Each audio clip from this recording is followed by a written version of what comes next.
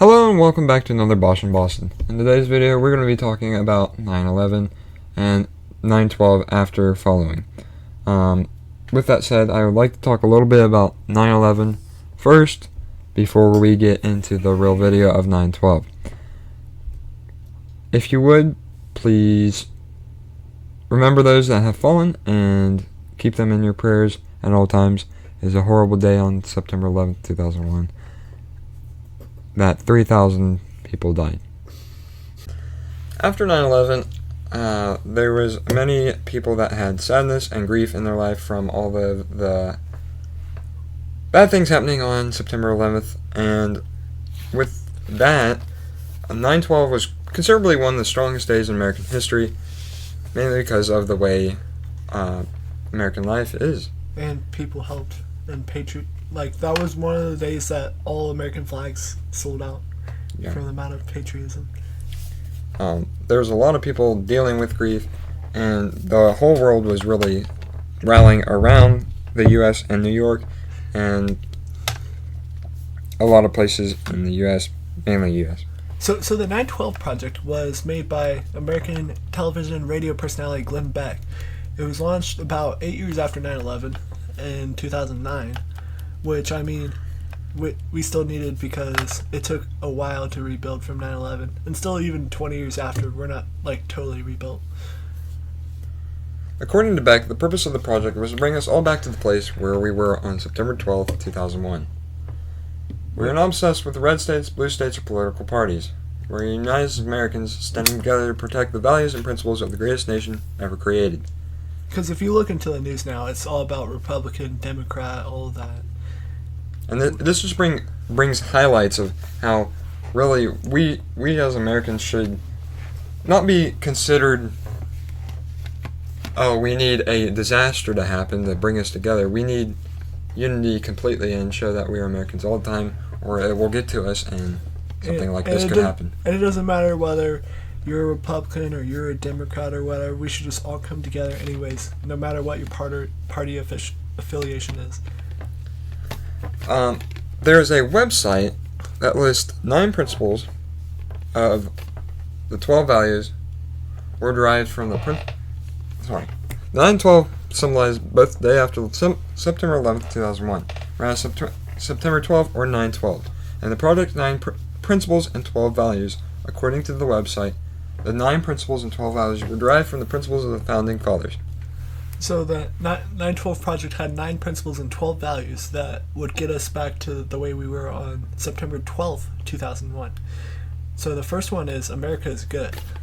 The second one is I believe in God and He is the center of my life. The third one is I must always try to be a more honest person than I was yesterday. Number 4 is the family is sacred. My spouse and I are the ultimate authority, not the government. Number 5 is if you break the law, you pay the penalty. Justice is blind and no one is above it. Number 6, if I have a right to life, liberty, and the pursuit of happiness, but there is no guarantee of equal results. Number 7, I work hard for what I have and I will share it with who I want to. Government cannot force me to be charitable. Number 8, it is not un-American for me to disagree with authority or to share my personal opinion. And number 9, the government works for me. I do not answer to them, they answer to me. So if we talk about just the 9 principles right now. So first, America is good. Mm-hmm. Because you want people in your country to think that your country is good. And God, this country was founded on God, and we should really go back to the roots. Number 3, you always want to be more honest than you were yesterday, because that's key. That's always key. Because all these lies in the world, that's mainly our main problem. And another thing, number 4, going on, the family is sacred. I mean, after what happened in September 9/11, a lot of people really took value in their days that they had ahead of them and really just lived life. And if you break the law, you pay the penalty. So, George Bush, I think, had a speech on 9/11 that whoever did this was going to pay, and ultimately, about a couple years later, the person who did pay. And number 6, I have a right to life, liberty, and pursuit of happiness, but there is no guarantee of equal results. That the life, liberty, and pursuit of happiness is in the Declaration of Independence, if I'm correct. I think, yeah. Okay, yeah. It was all in the Declaration of Independence and was seen really as, in that, as a way of life, liberty, and pursuit of happiness is what it means. Number 7 is, I work hard for what I have and I will share it with who I want. Government cannot force me to be charitable. Really? The government can't force you to spend your own money if you don't want to. Like, I get what I'm saying, yeah. That makes sense. yeah. No, let's move on. Number 8 is not un-American for me to disagree with authority or to share my personal opinion. Number 2, yeah. Well, it's number 2 in the Constitution. You have freedom of speech. Well, that doesn't mean that you can like drop F-bombs every single time. I mean, we've seen it even with protests and such in American history, where really that is how Americans show their transgressions and other disbeliefs. And then finally, the government works for me. I do not answer to them. They answer to me. Not much to say on that one. Yeah, there's not. I mean, it speaks for itself, really, on that one. So now we'll go to the 12 values. The first one was honesty, which honesty is the best one, because if everyone was honest, we'd be fine.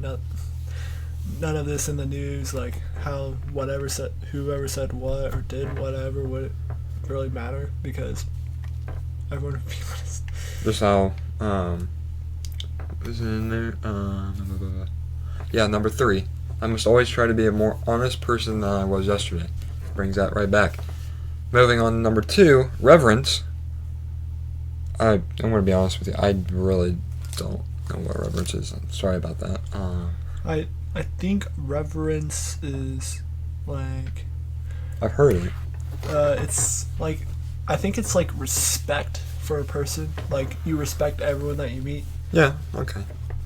The third one is hope, which everyone has to be hopeful, because on 9/11 most people weren't hopeful. They thought they were going to have, Brought a lot of depression. the world was going to end. Number 4, thrift. I'm just going to go through these. Number 5, humility. 6, charity. 7, sincerity. 8, moderation. 9, hard work. 10, courage. 11, personal responsibility. 12, gratitude. Originally, friendship. So back to number 4. Thrift is using money and stuff carefully and wisely. So like, if we even go back to like I think it was the Great Depression, like World War II time, people taking all their monies out of the bank. It's kind of like that. Almost respect what you have. I don't know, sense. And don't like literally take out all your money from the bank. Humility, really, it's just the laughs in life. I mean, you just gotta cherish those and keep them for as long as possible, because you don't know how much longer you'll have them. And charity, I mean, even after 9/11, I mean, you see on the news there's a 9/11 feeding organization for people that are stranded and are sick, could be possibly sick from the serious diseases that were caused by the attacks on 9/11. Okay, number 7, sincerity. People just gotta be more sincere, like not telling people to basically be nice. Yeah, basically. And be sincere with how you word things to people. You never know if you're going to see them again, really, so you gotta live life to the fullest whenever you can. Moderation, I would say this is like, keep things in moderation. Don't go. Be mindful. Don't overstep your boundaries. Don't like go to extremes, like, and like political opinions, for example, like burning down buildings just because you wanted to. I don't know. Or trashing stores or such, something like that. Hard work. That's just speaks for itself. I mean, everybody's got to do it at one time. It's hard work. If you're going to be something, you got to put in the work, and very hard work. Number 10, courage. I know a lot of the firefighters. This is a huge deal. from 9/11.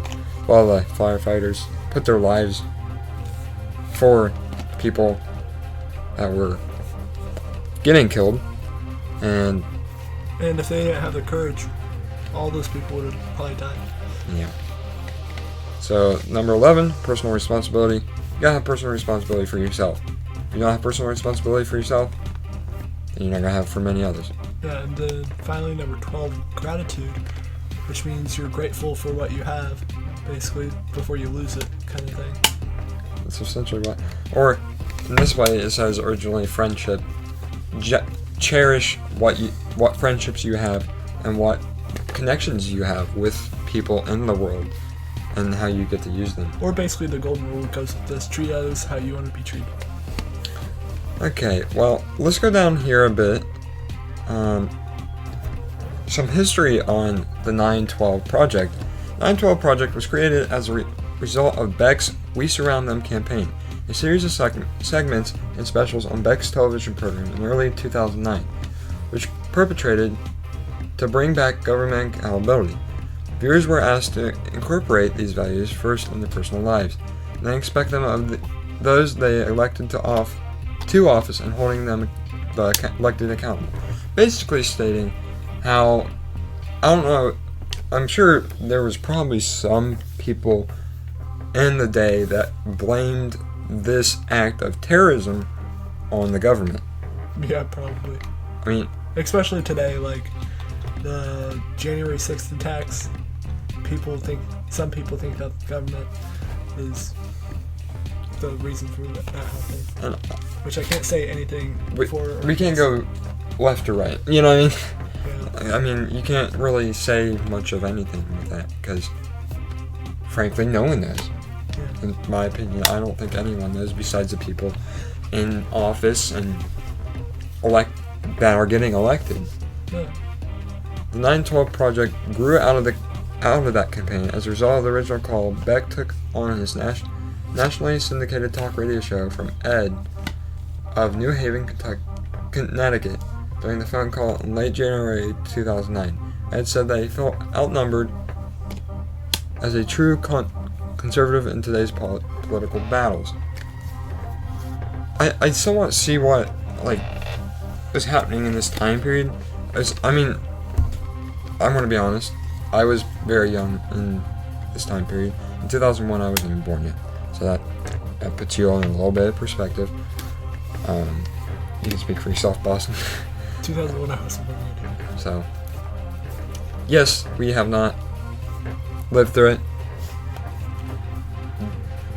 But it's still important to us, and it should be important to you, even if you're younger than us. I have watched countless videos. I know that's nothing to be anything proud about, because frankly, it's nothing compared to what some people felt on that day. But it's a serious topic. Really needs to be remembered for all of man, really. So that's why we made a Bosh Bostin video. But if you like this content, make sure to like, comment, and subscribe.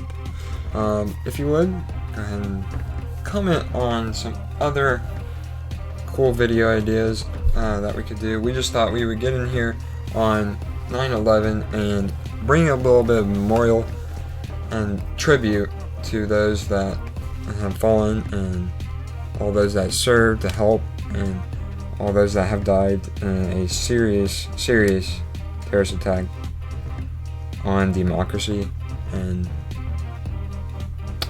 the U.S. If you would, please subscribe down below like we said, and make sure to like the video if you'd like to see more just like this. And this is Bosh. And Boston. And I'll see you next time. Later.